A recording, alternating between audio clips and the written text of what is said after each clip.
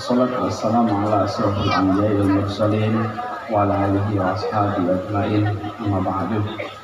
Yang saya hormati, hari bersama kita pertama tuan rumah Rektor Universitas Muhammadiyah Metro, Bapak Dr. Anzes Haji Jazim Ahmad. Beri tepuk tangan untuk Pak Rektor. Juga Sekda Kota Metro Pak Insinyur Bangkit, Ketua Majelis Dikti Litbang PT Muhammadiyah Pak Profesor Ibn Arsad, kemudian Wakil Ketua Majelis Dikti Litbang PT Muhammadiyah Pak Profesor Dr. Edi Suwandi Hamid, PW Muhammadiyah, Ketua Pimpinan Wilayah Aisyah Lampung Ibu Nurjanah, mana Bu Nurjanah? Bu Nurjanah, kemudian juga seluruh jajaran baik dari kota pemerintahan Kota Metro, juga seluruh mahasiswa Universitas Muhammadiyah Metro yang saya sangat hormati dan banggakan. Senang sekali alhamdulillah pagi ini bisa sampai ke Metro, mampir di kampus Universitas Muhammadiyah ini. Insya Allah nanti universitas ini makin maju berkembang. Jadi kalau tadi sudah pakai urutan ranking disebut sebagai salah satu universitas terbaik di Sumatera, insya Allah nanti terbaiknya naik kelas terus. Sumatera nasional, universitas internasional. Nah, ini kesempatan sebetulnya saya ketika melihat tulisannya di sini, judulnya ini profetik profesional yang memiliki daya saing unggul. Jadi buat adik-adik, terutama buat teman-teman mahasiswa, yang mahasiswa acungkan tangan coba, saya lihat mana mahasiswa. Boleh tepuk tangan buat mahasiswa. Ini buat para mahasiswa, saya ini ngomong di sini depan saya dosen saya. Pak Lincoln Asad ini adalah dosen waktu saya masih kuliah dulu.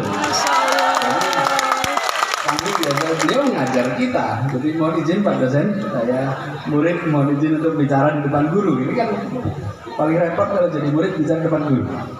Apapun yang dikatakan dia bilang, ngerti sini aneh gitu kira-kira. Tahu kecilnya dulu. Nah, adik-adik semua, teman-teman mahasiswa terutama, saya ingin sampaikan kepada teman-teman sekalian beberapa pesan singkat saja terkait dengan ke depan. Kita perlu memperluas jangkauan dan target. Kalau tadi disampaikan tentang lokasi belajar boleh di Metro, lokasi belajar, tapi lokasi cita-cita harus di atas yang langit yang paling tinggi. Itu lokasi cita-cita.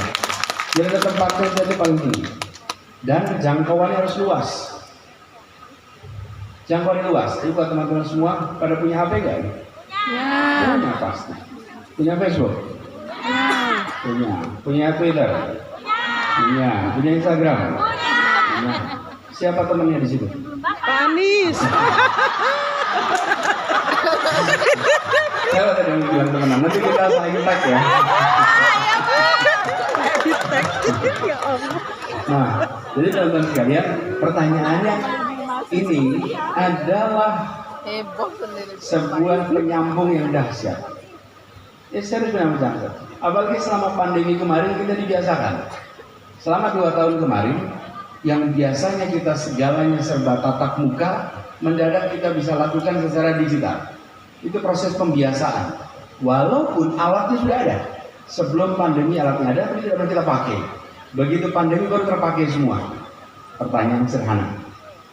Apakah teman kita di sini adalah teman masa lalu atau teman masa depan? Masa lalu. Oke, kalau yang ada di sini teman SD, teman SMA, teman SMP, teman kuliah, maka sesungguhnya alat canggih ini hanyalah alat untuk melanggengkan hubungan masa lalu. Oke, tapi bila Anda mahasiswa, misalnya Fakultas Biologi, Anda tersambung dengan penelitian-penelitian biologi terkemuka dunia, tersambung dengan penerima hadiah Nobel bidang biologi, tersambung dengan penulis-penulis bidang biologi termaju di dunia, maka alat ini akan menjadi alat untuk membangun masa depan bagi Anda semua. Oke? Jadi Lokasi tidak lagi menjadi faktor besar ketika kita bisa melampaui ini. Jadi pesan saya buat teman-teman semua, terutama mahasiswa, jangkauannya diperluas. Lalu kita ketemu dengan universitas-universitas dunia sekarang ini yang membuka silabusnya, yang membuka materinya untuk bisa diakses publik. Karena itu bagi Universitas Muhammadiyah Metro, tinggikan standar yang harus diberikan kepada adik-adik semua. Termasuk adik-adik semua belajar tinggikan standarnya. Yang dikhawatirkan teman-teman seringkali begini, bukan kita gagal meraih target. Yang dikhawatirkan itu adalah kita berhasil meraih target dan targetnya terlalu rendah. Oke? Ketika targetnya itu rendah, tercapai puas. Sementara sesungguhnya targetnya rendah. Tinggikan target itu. Karena itu setarakan bagi mahasiswa yang kuliah di Metro, jangan setarakan dengan Bandar Lampung, jangan setarakan dengan Jakarta, jangan setarakan dengan Bandung, jangan setarakan dengan Jakarta, tapi setarakan dengan Jogja, setarakan dengan anak-anak yang kuliah di universitas-universitas terbaik dunia, setarakan di situ, sehingga lompatan itu jauh. Nanti teman-teman semua akan punya jangkauan prestasi yang insya Allah akan membanggakan bagi universitas ini. Jadi buat teman-teman semua yang saya hormati, gunakan kesempatan, manfaatkan teknologi ini untuk melakukan lompatan target. Dan kami berharap kalau boleh saya usul pada teman-teman semua, terutama yang masih mahasiswa, aktiflah. Aktif di mana? Di kelas dan luar kelas. Jangan aktif di luar kelas, di dalam kelasnya pasif. Aktivis tulen di luar, masuk kelas absennya banyak sekali. Sebaliknya, rajin di kelas tapi di luar. Dulu ini pengalaman saya kuliah, ini ada Pak dosen di sini. Saya kalau ditanya ngambil berapa SKS, saya bilang saya ambil 24 Pak. 18 di kelas, 6 di luar. Enggak, berapa? 24. 18 di dalam, nggak mungkin saya ambil banyak-banyak kalau kegiatan di luarnya penuh sekali, nggak apa-apa, tapi saya anggap itu sebagai SKS. Dan ini teman-teman sekalian, kenapa? Karena tidak bisa diulang masa kuliah ini. Saya ingatkan, setelah lulus Anda tidak bisa kembali lagi mengulang masa ini. Ini masa terindah yang tidak bisa diulang, namanya masa kuliah, tidak bisa diulang. Anda tidak bisa lagi kembali dan mengulang periode hidup Anda antara usia 18 sampai 24 ini rata-rata. Ada juga yang lebih lama lagi sebetulnya ya. Tapi kira-kira usia ini 18 sampai 24 itu range tidak bisa diulang. Jadi saya usul pada Anda semua, lakukan kegiatan di dalam kelas dan di luar kelas. Aktiflah apapun aktivitasnya. Kalau ada mahasiswa yang waktunya longgar, you have a problem. Kalau ada mahasiswa yang kerepotan ngatur waktu karena kegiatannya banyak, Anda di jalan yang lempang. Anda di jalan menuju sukses. Kalau Anda kerepotan ngatur jadwal. Tapi kalau Anda kelebihan waktu, ada sesuatu yang salah dengan Anda. Dan hari ini, cek aja sendiri-sendiri. Kita termasuk yang kelebihan waktu atau termasuk yang kekurangan waktu. Sibuk. Jadi, bagus sekalian teman-teman mahasiswa terutama, manfaatkan ini yang sebaik-baiknya. Dan karena ini double, saya usul targetkan. Untuk unggul tadi, satu adalah soal kompetensi global, yang kedua bekali diri dengan bekal kepemimpinan, bekal pengalaman organisasi. Saya dulu sering sampaikan, Pak Golin, Pak Edi, di kampus waktu saya masih di kampus. Waktu itu saya di kampus Pak Seda, jadi saya sering pesan sama teman-teman mahasiswa. Pesannya begini, IP yang tinggi itu hanya akan mengantarkan Anda sampai panggilan wawancara. Di ruang wawancara yang menentukan adalah kemampuan berpikir kritis, analitis, kemampuan komunikasi, dan kepemimpinan Anda. Itu yang menentukan di dalam ruang wawancara. Tapi jangan diartikan IP nggak penting, IP-nya rendah nggak dipanggil wawancara. Tetapi IP yang tinggi itu mengantarkan Anda sampai panggilan wawancara. Di dalam ruang wawancara, bukan IP lagi yang ditanya. Di dalam ruang wawancara ditanya kemampuan apa yang sudah Anda kerjakan, apa yang sudah Anda lakukan selama kuliah. Kritis, analitis, komunikatif. Jadi saya pesan pada teman-teman semua untuk bekali itu. Nah kalau ditanya IP-nya, baiknya IP minimal berapa ya kalau kuliah? Lulus berapa kira-kira? Baiknya IP minimalnya berapa? 40. Mantap betul ngasih saya 4. Ada yang mau usul IP minimal baiknya berapa? Kalau 4 rasanya enggak. 3. Ada yang usul lagi? 3,8.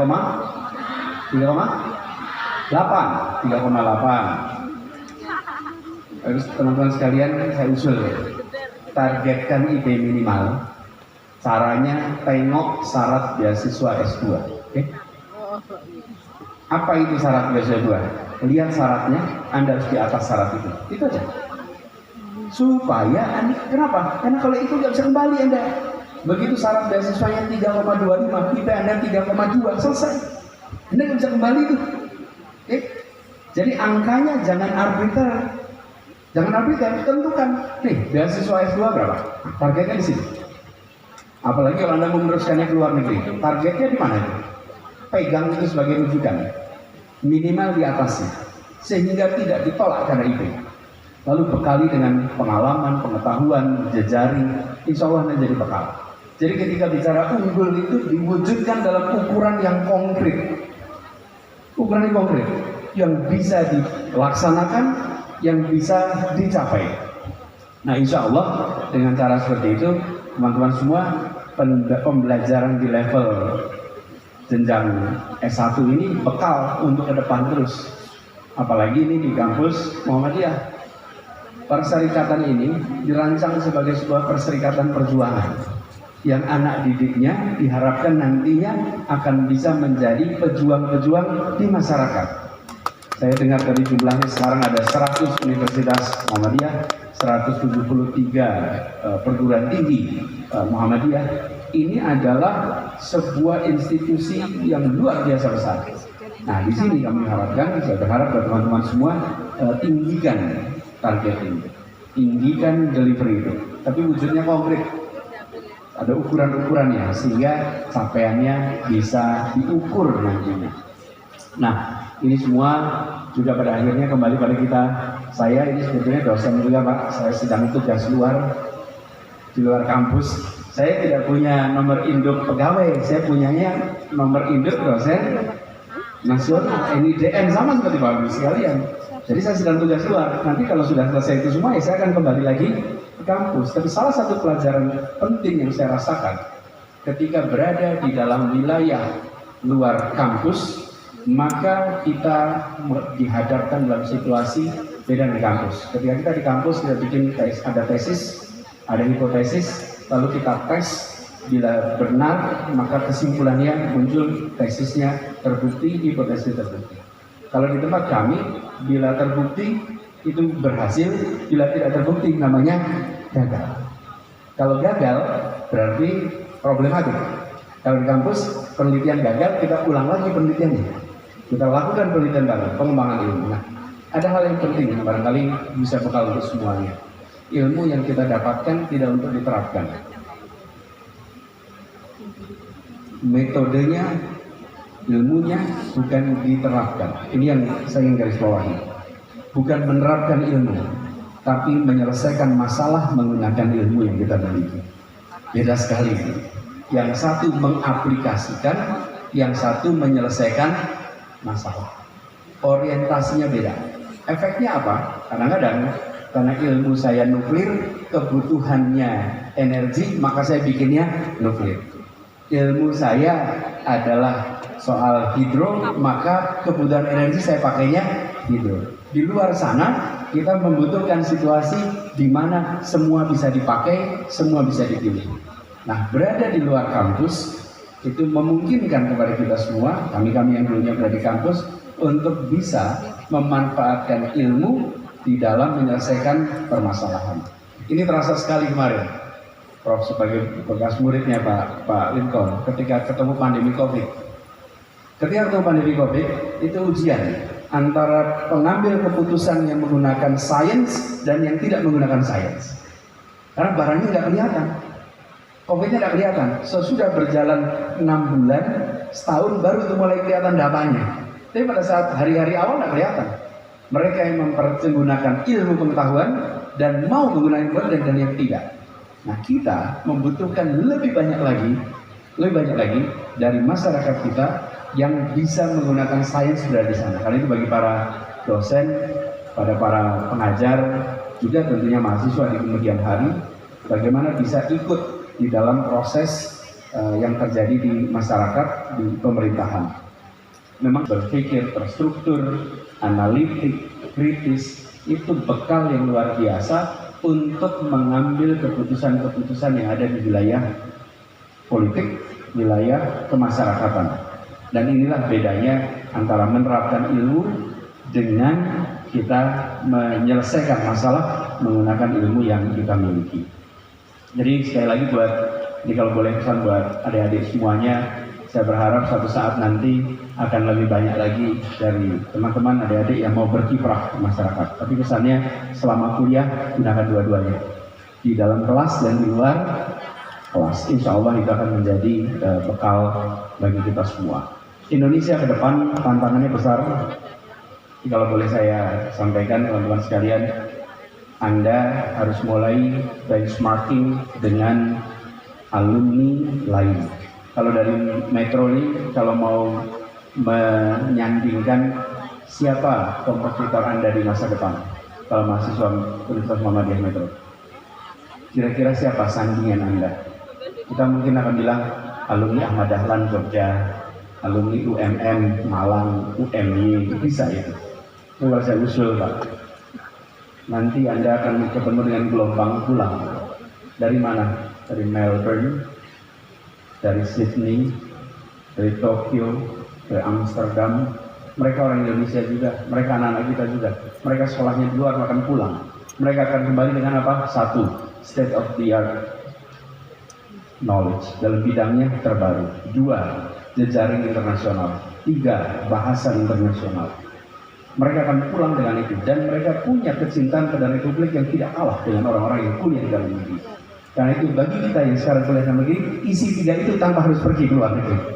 Dan kita bisa melakukan itu. Bisa melakukan itu.